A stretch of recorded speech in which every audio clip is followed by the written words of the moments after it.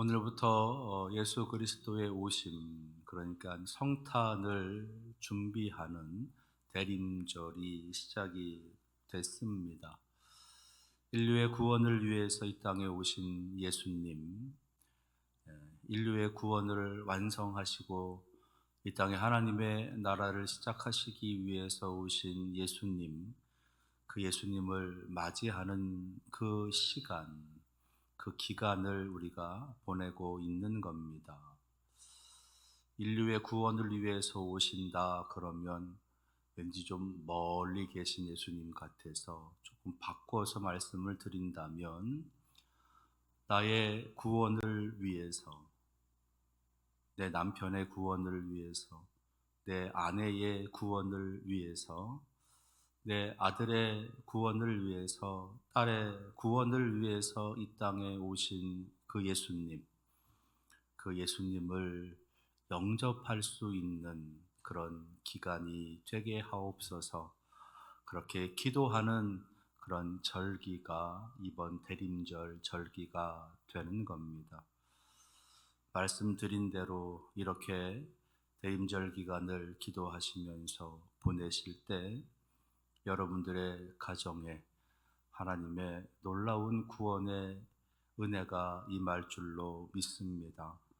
남편이 구원받고, 아내가 구원받고, 아들이, 딸이 구원받게 되는 그런 믿음의 온전한 가정, 건강한 가정이 되리라 믿습니다.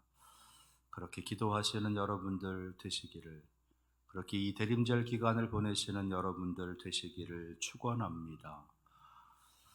창세기 24장의 전체적인 줄거리는 이삭을 결혼시키는 아브라함의 가정의 모습이 기록되어져 있습니다. 1절부터 67절까지 되어져 있어요. 그래서 이걸 다 읽어야 되나 말아야 되나 고민하다가 오늘은 중요한 구절, 그렇게 5구절을 좀 같이 읽었는데, 부탁드리는 거는요, 집에 가셔서 창세기 24장을 꼭 한번 읽어 보시라는 겁니다. 아셨죠? 그 대답이라도 좀 해줘요. 창세기 24장 집에 가셔서 꼭 읽으시기 바랍니다. 예. 왜냐하면 이번 주만 하는 게 아니고 다음 주에도 창세기 24장을 또 할 거예요. 그러니까 이 창세기 24장의 내용이 어떤 것인지 어느 정도는 좀 이렇게 머릿속에다가 좀 담아서 오시라라고 하는 겁니다. 아들 이삭을 결혼시키기 위해서 아브라함이 한 사람을 택합니다. 그 사람 이름은 엘리에셀이에요. 오늘 읽지는 않았는데 2절에 있는 말씀을 보면 이 엘리에셀이라고 하는 이 종이 나이가 많이 든 사람이다라고 하는 것, 그리고 아브라함 집의 모든 소유와 재산을 총괄하는 그런 사람이다라고 하는 것 알 수가 있습니다. 그러니까 아브라함에게 온 신뢰를 다 바치고 있는 사람, 아브라함이 유독 믿을 수 있는 그 사람, 그 엘리에셀을, 그러니까 아브라함을 대신해서 지금 이삭의 결혼을 위해서 내어 보내고 있다라는 거예요. 근데 이 엘리에셀은 또 어디에서 한 번 더 등장을 하냐 하면, 저 창세기 12장, 13장에서 이제 이 엘리에셀이 아브라함이 하나님 앞에 기도할 때에 아직 이스마엘도 태어나지 않은 그런 상태에서, 하나님, 나의 후계자는 이제 이 종 엘리에셀이 될 겁니다. 이 사람이 상속자가 되게 하옵소서. 그렇게 하나님 앞에 요청할 때 그때 먼저 등장을 합니다. 그러니까 이 엘리에셀이라고 하는 종은 아주 오랜 기간 동안을 이 아브라함과 함께 했다는 거예요. 학자들은 이 엘리에셀이 어디서부터 함께 했냐 하면, 갈대아 우르르에서 이제 이 아브라함이 출발해서 가나안 땅으로 내려오다가 중간에 하란이라고 하는 지역에 잠시 머물렀었던 때가 있습니다. 근데 그때 그 하란이라고 하는 그 땅에서, 그곳에서 이제 이 아브라함이 엘리에셀과 만나게 되었다는 거지요. 엘리에셀은 다메섹 사람이었다라고 성경은 기록하고 있고, 그 무슨 이유에서인지 이 엘리에셀이 아브라함의 가정에 종으로 들어오게 되었다는 겁니다. 그러니까 아브라함이 이주하는 모든 과정, 가나안 땅에 거하는 모든 과정, 가나안 땅에서 겪게 되는 모든 어려움들, 괴로움들, 즐거움들, 기쁨들과 함께 했었던 그런 사람이었다라는 거지요.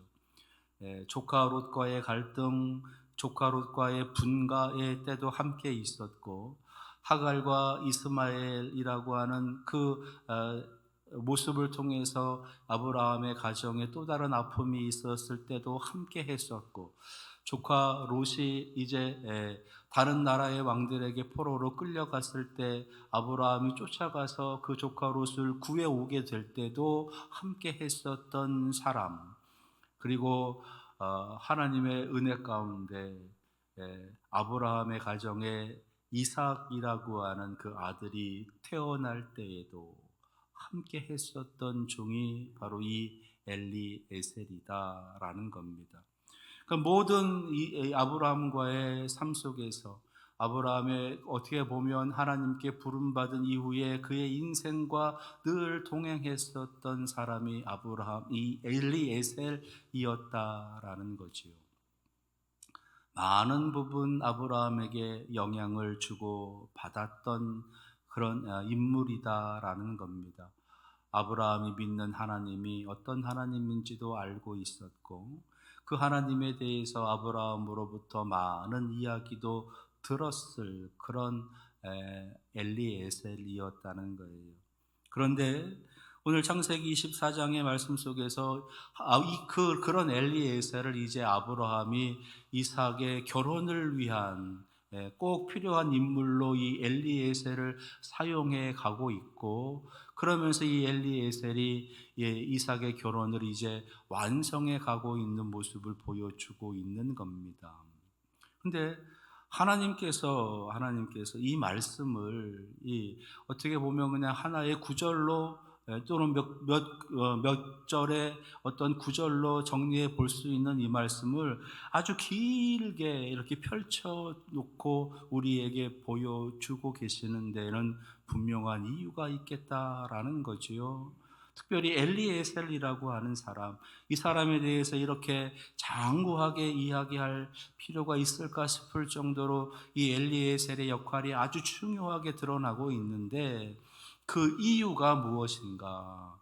오늘 함께 읽은 말씀은 그 이 엘리에셀이 오늘 하나님을 영접하고 있는, 하나님을 만나고 있는, 그 하나님을 고백하고 있는 모습을 보여주고 있습니다. 26절, 27절, 이에 그 사람이 머리를 숙여 여호와께 경배하고, 하나님께 경배했다. 예배했다는 거지요. 하나님께 예배했다. 아브라함이 종이고 그 다메섹 사람인 이 엘리에셀이 자신의 주인 아브라함이 믿는 그 하나님을 예배하는 사람이 되었다. 더 나아가서 27절에 이르되 나의 주인 아브라함의 하나님 여호와를 찬송하나이다. 하나님께 찬양하고 감사하고 있다라는 겁니다. 그가 살아오는, 아브라함과 살아오는 모든 날들 동안 하나님에 대한 이야기, 하나님의 사랑에 대한 이야기, 하나님께서 어떤 일을 하시고 어떠한 분이신가에 대한 이야기를 듣고는 있었지만 그것을 고백하지는 못했던 거지요. 그런데 오늘 이삭과의 결혼의 이 과정을 통해서 하나님께서는 이 엘리에셀이 하나님을 경배하고 하나님을 찬양하는 믿음의 사람으로, 신앙의 사람으로 만들고 계시다라고 하는 것.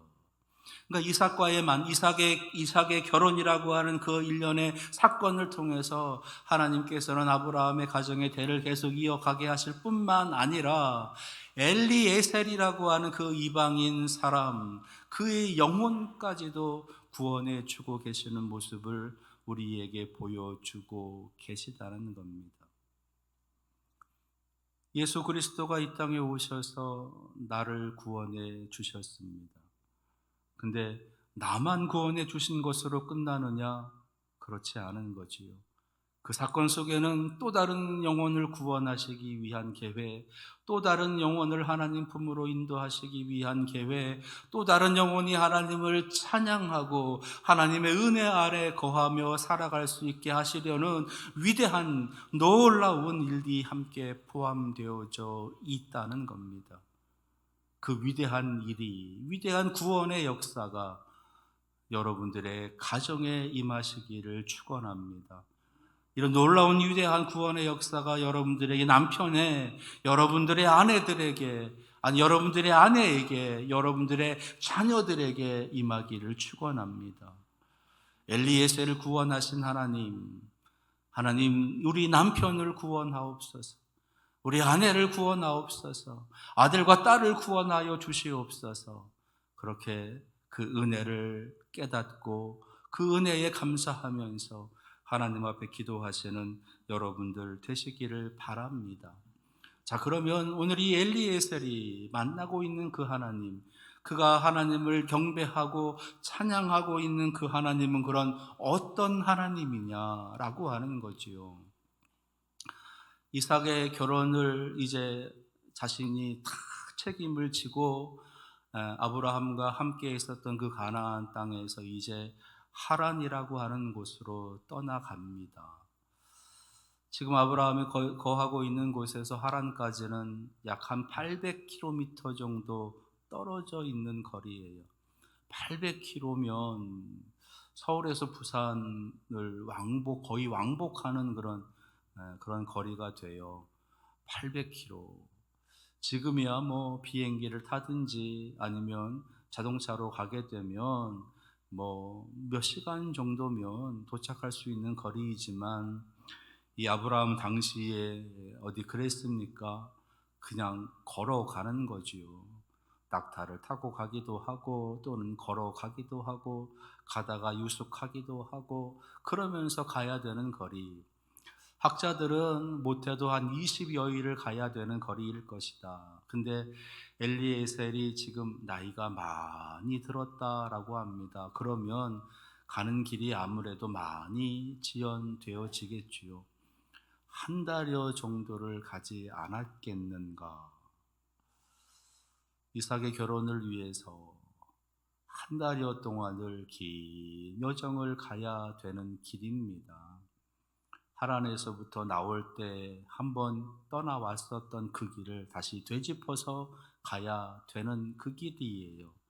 그 길이 어떠한지 알고 있고, 그 길이 얼마나 힘들고 어려운 길인지도 알고 있고, 길 가운데 어떤 일들이, 어떤 위험들이, 어떤 어려움들이 있는지도 알고 있는 그러한 여정입니다. 그 길을 지금 가고 있는 거예요. 자기의 결혼을 위해서 가는 것도 아니고요. 자신의 자녀의 결혼을 위해서 가는 것도 아니에요. 종의 아들의 결혼을 위해서 가는 겁니다. 거기다가 이미 정해놓은 어떤 여인을 데리러 가는 것도 아니에요. 이제 거기 가서 만나야 돼요. 자기가 마음에 드는 여인을 만나는 게 아니고 주인의 아들의 마음에 들 그런 여인을, 그런 처자를 만나야 되는 겁니다. 마음에 들까 안 들까? 이런 스타일을 좋아할까 저런 스타일을 좋아할까? 이런 마음씨를 좋아할까 저런 마음씨를 좋아할까? 막상 데리고 왔는데 마음에 들어 하지 않으면 어떡하지? 등등 여러 가지 많은 생각이 복잡하게 얽혀지게 되는 그러한 여정의 길이라는 겁니다. 그 길을 지금 이 엘리에셀이 가고 있는 거예요. 그 엘리에셀이 오늘 하나님 앞에 이렇게 기도합니다. 12절이에요. 그가 이르되 우리 주인 아브라함의 하나님 여호와여 원하건대 오늘 나에게 순조롭게 만나게 하사 내 주인 아브라함에게 은혜를 베푸시옵소서. 자신이 믿고 있는 하나님이 아니에요. 그냥 아브라함에게서, 주인 아브라함에게서 그동안 들었던 그 신, 그 하나님 앞에 지금 기도하는 거예요. 아브라함의 하나님, 나로 하여금 순조롭게 처자를 만나게 하셔서 아브라함의 가정에 은혜를 베푸시옵소서. 그렇게 기도하는 거예요. 그랬더니 함께 읽은 26절, 27절은 그렇게 기도했더니 하나님께서 어떻게 응답해 주셨는가라고 하는 것이 보여지고 있는 겁니다. 27절에 이르되 나의 주인 아브라함의 하나님 여호와를 찬송하나이다. 나의 주인에게 주의 사랑과 성실을 그치지 아니하셨사오며 여호와께서 길에서 나를 인도하사 내 주인의 동생 집에 이르게 하셨나이다. 그 처자를 만났는데 그 처자가 누구냐? 바로 주인의 아브라함의 동생의 딸이었다라는 거예요. 그렇게 하나님께서 연결시켜 주시고 그렇게 준비해 주시고 그렇게 만나게 하셨다는 겁니다. 아브라함의 하나님, 그 하나님을 내가 바라보면서 기도했더니 내게 하나님께서 그렇게 순조롭게 만나게 하셨더라 하면서 하나님을 찬양하고 하나님께 경배하고 있는 거예요. 아브라함이 그토록 평생을 함께 살아가면서 말하고 있었던 그 하나님께서 나에게 꿈을 주시고 비전을 주시고 나로 하여금 세상의 복의 통로로 세우신다라고 하는, 우리의 가정을 통해서 많은 사람들이 복을 받게 하실 것이다 라고 하는 그 꿈과 비전, 그것에 대한 이야기를 들었고, 그 하나님께서는 불가능이 없으신 하나님, 전능하신 하나님, 온 세상을 창조하신 하나님이시다라고 하는 그런 이야기만 들었었는데, 이제 막상 내가 그 하나님을 바라보면서, 내 주인의 하나님을 바라보면서 기도했더니 그런 나에게도 하나님께서 응답해 주셨다. 온 세상을 창조하시고 다스리시는 그 하나님의 전권적인 주장하심으로 나로 하여금 이렇게 순조롭게 이 처자를 만나게 하셨다라고 하는 기쁨의 찬양을 올려드리고 있는 겁니다. 말로만 하나님인 줄 알았는데, 말로만 창조주 하나님, 말로만 전능하신 하나님인 줄 알았는데, 정말 아브라함의 하나님은 전능하신 하나님이십니다. 창조주 하나님이십니다. 라고 그가 찬양하고 있는 거예요. 그래서 오늘 27절에 이르되 나의 주인 아브라함의 하나님이라고 그 하나님의 이름을 부르고 있는데, 히브리어 원어에서는요, 그 아브라함의 하나님은 아브라함의 엘로힘이라고 합니다. 엘로힘이 뭔지 아시지요? 네. 엘로힘, 창조주 하나님. 아브라함이 처음 만났었던 하나님, 창조주 하나님. 그리고 저 뒤에 가서 이제 이 아브라함이 만났던 하나님, 또 다른 하나님의 이름이 엘샤다이, 전능하신 하나님. 엘로힘의 하나님을 아브라함이 만났던 것처럼 엘리에셀도 창조주 하나님을 만나고 있는 거예요. 온 세상을 창조하신 하나님, 온 세상을 통치하시는, 다스리시는 하나님, 그 하나님을 만나고 있는 겁니다. 구원의 역사는 창조주 하나님을 만남에서부터 시작이 되는 겁니다. 우리의 믿음의, 우리의 신앙의 첫 출발은 바로 이 창조주 하나님을 향한 이 창조의 신앙에서 출발이 되어지는 거예요. 창조의 신앙, 하나님께서 온 세상을 창조하셨습니다. 여기서부터 시작되어지는, 창세기 1장부터 시작되어지는 믿음의 고백, 그 고백이 바로 창조 신앙인 거지요. 따라서 온 세상을 창조하신 하나님께서 온 세상을 다스리십니다. 주권적으로 이끌어 가십니다. 하나님께서 통치하십니다라고 하는 고백이 담겨져 있는 겁니다. 그 속에서 우리 인류를, 우리 인간을 창조하시고 인간에게 특별한 삶의 목적, 복의 통로로 살아가도록 하나님의 놀라운 축복의 통로로 살게 하시기 위해서 그 인간을 만들어 주셨습니다라고 하는 그 고백이 담겨져 있게 되는 거지요.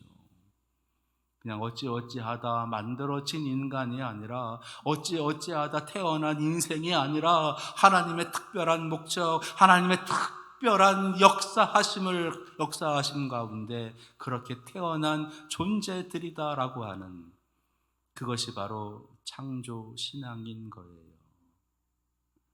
우연하게 되어진 일들, 우연하게 만들어지는 것들, 우연한 인생은 없다라고 하는 것. 하나님의 특별한 목적이 담겨져 있고 하나님께서 특별하게 이끌어 가시는 필연적인 인생의 모습, 그것이 바로 창조 신앙이다라는 겁니다. 바로 그 사람들을 택하셔서 그 사람들을 이끌어 가셔서 이 땅에 복의 통로로 사용하시는, 하나님 주시는 은혜를 나누고 하나님 역사에 가시는 그 놀라운 역사를 드러내면서 서로 섬기고 돌보고 나누며 살게 하시는 그 하나님을 향한 그 신앙이 바로 창조 신앙이다라는 겁니다. 그래서 이 땅에서 형통과 평탄의 삶을 누리게 하시는, 그것이 바로 창조 신앙이다라는 거예요. 근데 이 창조 신앙을 위협하는 것들이 있어요. 창조 신앙을 위협하는 가치관들. 지금 우리가 살고 있는 이 시대, 우리의 성경의 가치관을 위협하는, 하나님을 향한 이 창조 신앙의 가치관을 위협하는 그러한 많은 이념들이 있다라는 겁니다. 대표적인 것들 몇 가지만 좀 말씀을 드린다면, 아시는 대로 먼저는 자본주의라는 게 있어요. 자본주의. 그리고 물질 만능주의, 개인주의, 이성주의, 합리주의, 바로 이러한 것들이 창조 신앙을 위협하고 있다라는 겁니다. 자본주의, 물질로 모든 것들을 다스리려고 하는, 물질의 힘에 의해서 다스려지게 되는 그 자본의 논리에 따라서, 있고 없음의 차이에 따라서 수많은 삶의 어떤 어려움과 환난을 겪어야만 되는, 고난을 당해야만 되는, 또는 태어나면서부터 많은 것을 누리며 살아가게 되는 그러한 불평등의 모습들, 그런 것들이 우리들에게 영향을 주고 있다라는 겁니다. 이 세상 속에 있는 수많은 자본주의라든지 물질 만능주의, 개인주의, 이성주의, 합리주의, 이러한 것들이 우리의 신앙을 끊임없이 위협하고 있다라는 거예요. 아니, 위협을 넘어서 이미 우리는 여기에 많이 오염되어져 있어요. 오염되어져 있어요. 신앙은요, 민주주의가 아니에요. 신앙은 신주주의라고 합니다. 하나님께서 다스려 가시는 거예요. 신앙은 인본주의가 아니에요. 사람을 근본으로 하는 게 신앙이 아니에요. 신앙은 신본주의입니다. 하나님을 근본으로 하는 거예요. 신앙은 이성주의, 합리주의가 아니에요. 이성을 뛰어넘는 일들, 합리적이지 않은 일들, 그런 일들이 나타나는 곳이 바로 교회이고 신앙입니다. 근데 자꾸 교회를 이성으로, 합리로, 민주로 그렇게 다스리려고 해요. 그렇게 신앙을 물들이려고 하고 있다는 겁니다. 세상의 것들을 자꾸 교회 안으로 가지고 들어와서 교회에 적용하려고 한다는 거예요. 그래서 교인들이 마음에 들지 않으면 안 되는 거예요. 교인들이 허락하지 않으면 안 되는 거예요. 교인들이 안 된다 그러면 안 되는 거예요. 그게 아니에요.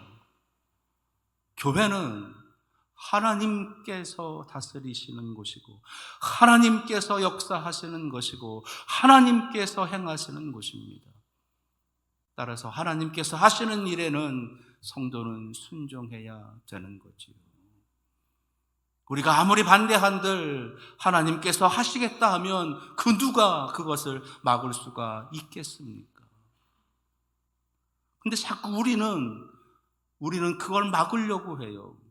우리의 뜻으로, 우리 인간의 뜻으로, 인간의 생각으로 그것을 자꾸 넘어서려고 하는 겁니다.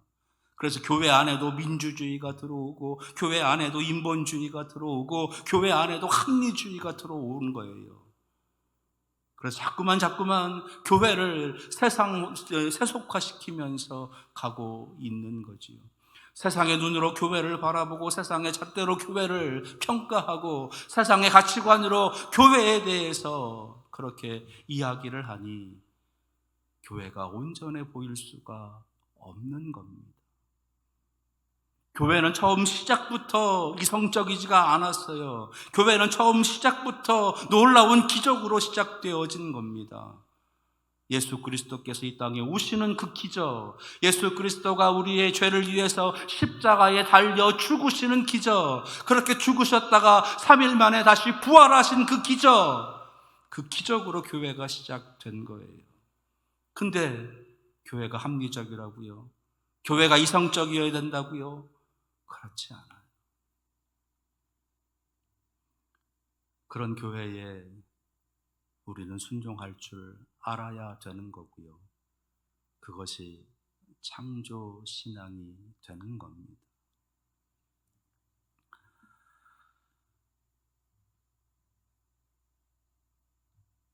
이삭의 결혼이라고 하는 하나의 모습을 우리에게 보여주시면서 지금 우리가 얼마나 세속화되어져 있는지를 우리에게 알게 하시고, 그런 속에서 창조주 하나님을 만나고 있는 엘리에셀이라고 하는 종을 우리에게 보여주고 계십니다. 자, 이번 대림절 기간을 보내면서 우리가 만나야 될 예수 그리스도, 그 예수 그리스도를 우리를 위해서 보내주신 그 하나님이 어떤 하나님인지를 우리가 다시 고백하며 회복할 수 있어야 돼요. 그 하나님은 창조주 하나님이십니다. 온 세상을 통치하시고 주관하시는 하나님, 우리를 위해서 이미 많은 것을 예비해 두고 계시고 우리에게 흡족하도록 하나님께서 채워주실 그 하나님, 그렇게 역사해 가실 그 하나님을 우리가 만나야 되는 거예요. 엘리에셀이 그런 하나님을 만나서 그 은혜를 깨달아서 하나님 앞에 감사하고 있는 것처럼 이번 대림절 기간 하나님의 그 은혜를 우리가 알게 하소서, 그렇게 기도하시면서 우리의 구원을 위해서, 아니 나와 우리의 가족의 구원을 위해서 이 땅에 오신 예수님을 맞이하시는 여러분들 되시기를 축원합니다. 기도하겠습니다.